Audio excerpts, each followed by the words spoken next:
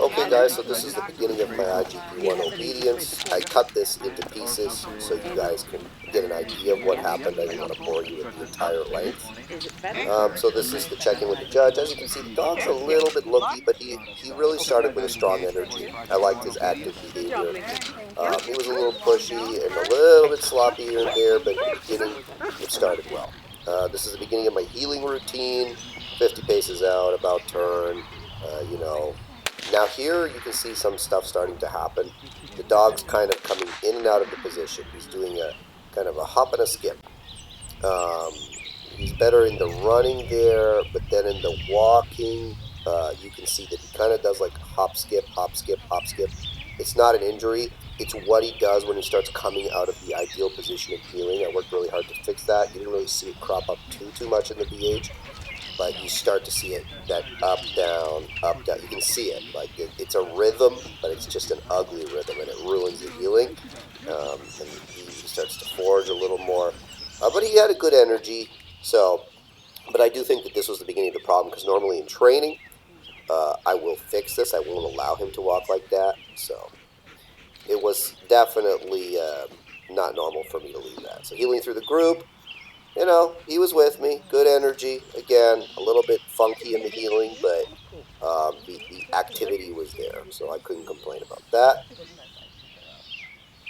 Now, this is the positions. The positions were pretty much the same as the BH. The sit was actually a little slower this time, as you can see.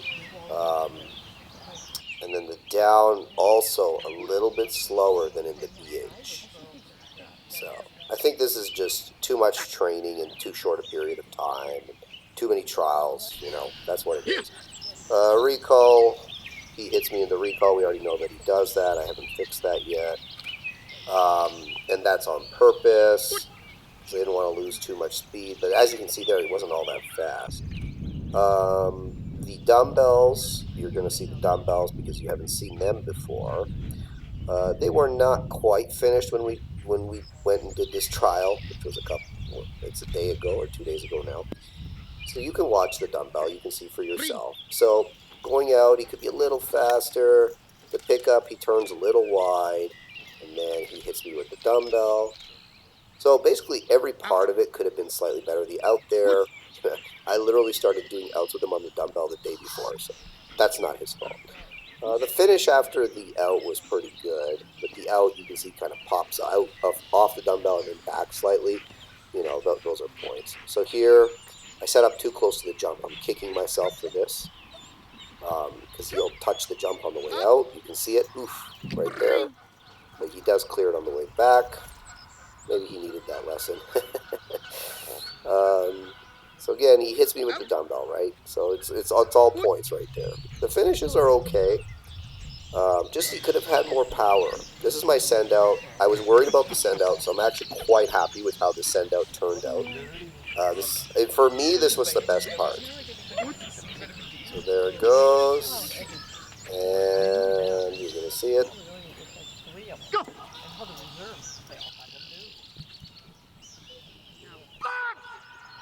That was very good. I like the send out. I was for not having a send out a week before. It was quite good. All right, guys. So this is protection.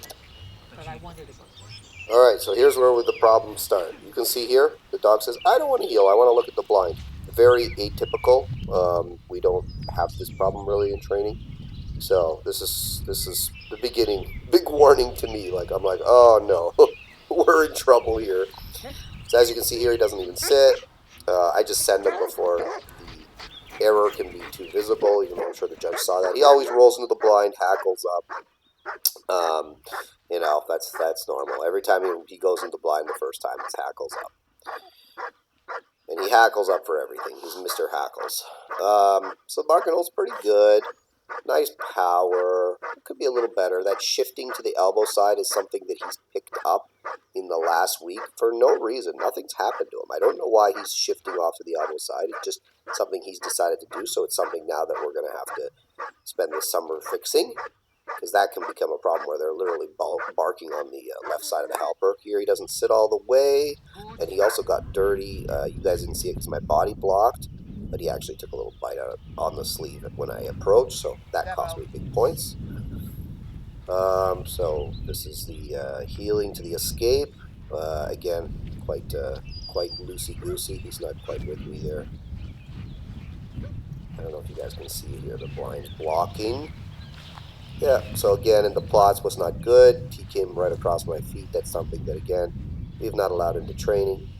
Thrashy there, he should be pulling, which we did work on, but again, kind of par for the course for this round. Wasn't very good. Again, moving towards the elbow and hopping around, which kind of creates a bit of a problem on the re-attack, even though he nailed the re-attack there.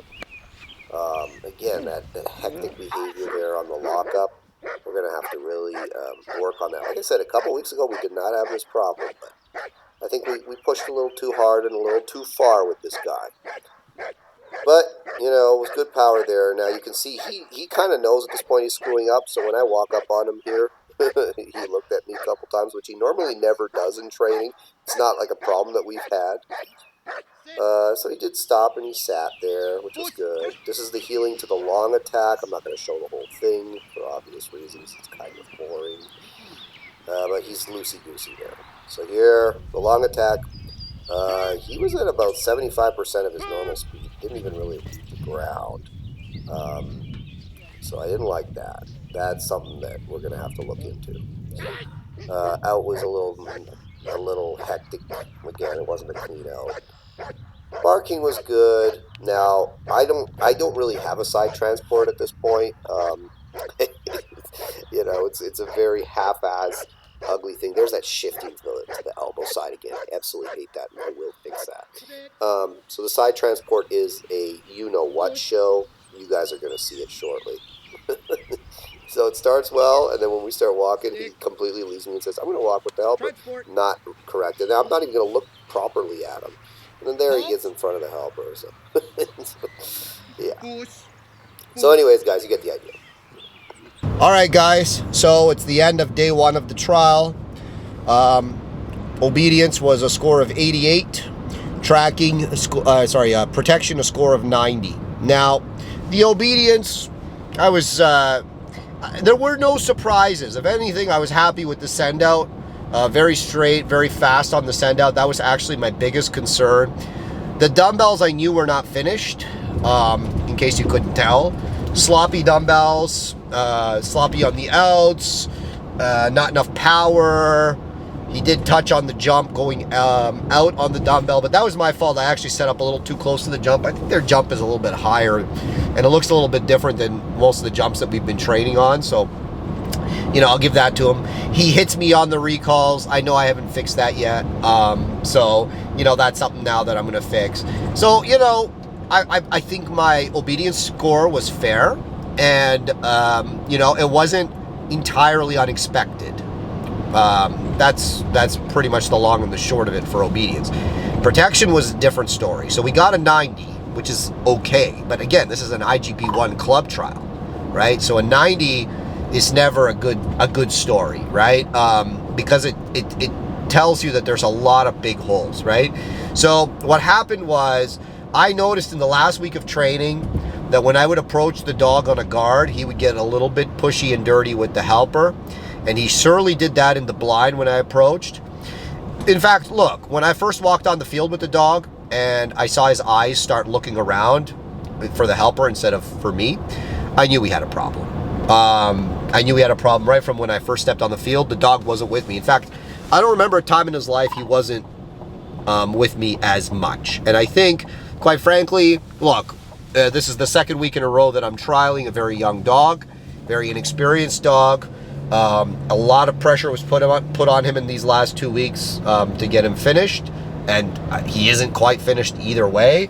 So, you know, it is what it is, and I can't blame him. But now I'm going to have to make sure that in my training, he doesn't get trial-wise, and he doesn't start thinking that, you know, he can screw me over on different fields, stuff like that. So there are things that you can do to fix that. So surely I'm going to I already started fixing that. This evening I'll tell you guys what I did. I put an e-collar on the dog, or I put a collar that looks like an e-collar, I should say, on the dog, and I went back on the field after everybody was done. And that's it. That's all I did. and I let him screw me around. When we went on the field, his eyes started looking all over. He disengaged with me and wanted to engage on everything. He took a few commands. I just heeled him like, 1 minute up and down the field a little bit, just to kind of see the behavior. And I saw the same behavior that I saw in the protection. So I said, excellent. And that's it. I took him back, and that's how I'm going to fix the problem. And tomorrow I'm going to do the same thing. I'm going to take him on the field with all his equipment on, and I'm going to let him get one over on me. A lot of dogs get pretty wise to the trial picture, so you got to do things, especially if you're doing a lot of trials in a row, you got to do things to make sure the dogs always are guessing. They're never quite sure, if they're going to be held accountable. IGP is a game of motivation and obligation. And if you've got no obligation, then all you've got is motivation. And there's a lot of competing motivators out on that field and around the field for a high drive dog. And he's looking for that self-satisfaction. And if he starts to perceive that it's not with me, because there's no rewards, right, then he's going to start looking around. So this is a very common problem in IGP. And, you train through it. So we're going to definitely train through that. So yeah, I mean, I was disappointed in his protection. He could have been a lot. He's a dog that the more obedient he is to me in protection, the better he performs, the better he grips, the cleaner he is on outs and everything else. So the second he heeled on the field dirty, I said, this is going to be a little bit of a dirty round of protection. And it surely was. But he outed every time, and, we got through it, 90. So that's what it is. Now, tomorrow we're tracking. And again, I'm pushing him into tracking beyond where I think. I mean, look, he should be able to get through the track. How well he's going to do, I don't know. So I've experimented with a few different things in the prep. So we're going to see kind of how it translates. I think that the conditions are pretty good. So we're going to see how it goes tomorrow. I'm pretty optimistic. I think we should do okay. Hey guys, so we got another trial in the books. Gage is officially IGP1. That part is good. The part that is bad is we didn't have the best day today on the tracking field. We earned 76, which is like satisfactory or low satisfactory. That's the equivalent of like a C, okay? I'll tell you guys what happened. So it was good conditions. The grass was longer than I'm used to, but again, like it was really good conditions, nice and wet and early in the morning. Thick grass, lush grass, so there was you could clearly see the track, like it wasn't like an issue of visibility. I mean, articles were a little bit buried, but that's about it. So anyways, dog hit the scent pad. The scent pad's the part at the beginning, right at the flag, and he rocketed it off the scent pad. He didn't spend any time there and started jogging down the track. That's when I knew we were in trouble. Paused the first article, then blew over it, kept going, and it pretty much deteriorated from there to the point where by the second leg his head was up and head checking, looking at birds, sniffing. It was basically a disgusting picture on the track. He did indicate on the final two articles, the last one required handler help from me, otherwise he probably would have blown over that as well. And I said to myself, what have I been doing for the last 5 weeks in terms of tracking? Have I been preparing my dog? What have I been doing? Because, it's not my first rodeo, so to speak. This dog's father, Onyx, we always did well on the tracking field. I think the IGP1 was like 88, IGP2 was 100, IGP3 was 94.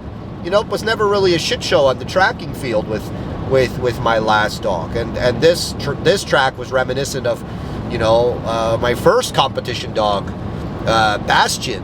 We had some really rough tracks, and this kind of reminded me of that, like the behavior on the track and stuff. Just very laissez-faire, no commitment. It wasn't at all representative of the training picture. Now with Bastion, it's not his fault. Bastion was, for those of you who don't know, I'm talking about my Malinois. My old Malinois from way back when. I think it was like 6 years ago. Anyways, yeah, with him, it was just my inexperience. I didn't know what to do from a tracking perspective, and I was just kind of blind man in the dark, so to speak. But with this dog, I'm pretty sure I was preparing him properly. Now, I know I didn't prove him, but I didn't think I needed to prove him prior to an IGP1. IGP1 is fairly simple, 300 bases, easy conditions. You are your own track layer. So I thought we would get through it, high 80s, low 90s, something like that. And instead, we got 76. And it was an embarrassing performance. It looked like I trained maybe once a week with the dog. It was bad. So, anyways, after I endured that bloodbath, and everybody left to go to the other tracks, I decided to take the opportunity to go back on that beautiful tracking field and have another track and see what the heck is the problem. So I set the exact same track, with a lot less care this time, actually, a lot less stomping in the track, so on and so forth. 3 articles, so on and so forth, and I set my dog at the start. But this time, when he tried to blow over the scent pad, I did something to him that caused him to rethink that choice. So then all of a sudden, you should have seen him. There was our mid-90s track, checking each footprint, nice and concentrated, all because I just killed him at the beginning of the track. Now, in all fairness to him, I did not really practice without food so much at the beginning because I was very concerned with maintaining a powerful performance. But in this case, I think I went too far into the positive side and I didn't make enough obligation before trialing. And just like kind of in protection, he took a little bit advantage of me. And he kind of knew there was no rules. So at first I was like, really? Does he like just not know what to do? But when I ran the second track with no food on it, the same as the first, and I didn't reward him on the first article, I was like, oh, okay. So this is just it's a conscious choice, like, oh, there's no rules here. So what I've got to do now is, look, my dog is a reactive dog. He's very cognizant of the environment. Some dogs aren't. Some dogs, they're just so task-oriented. They love working so much that they just focus exclusively on that to the exclusion of all else. My dog, obviously young dog, inexperienced, but very cognizant of the environment, and I think he really cued in on the fact that this wasn't a normal training picture, and that's where we ran into problems. And he decided that there was no rules. So what I did was, like I said, I did 2 training tracks after that, in which I really made my point that I don't care if there's food there or not. I don't care if you think we're in a different place or not, you will track properly. And I'm very happy with the fact that he actually was able to.